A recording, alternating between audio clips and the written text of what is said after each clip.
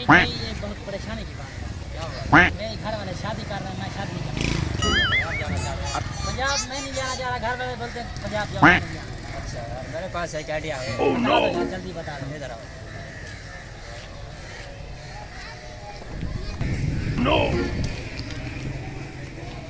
इधर आओ।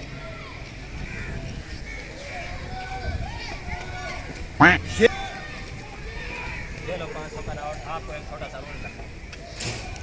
आपने मेरे दोस्त का बताना है कि ये ठीक नहीं हो सकता, इसकी टांगे खराब हो गई है। ये 6 महीने तक मैं गाँव नहीं जा सकता है, आपने बोला घर वालों को। चलो सही है, सही हो जाएगा, ये काम हो जाएगा। अंकल ये किसको लाए हो? ये बहुत बड़ा टीम है, इसकी टांगे सही करेगा। मैंने बड़े बड़े मरीजों को ठीक किया।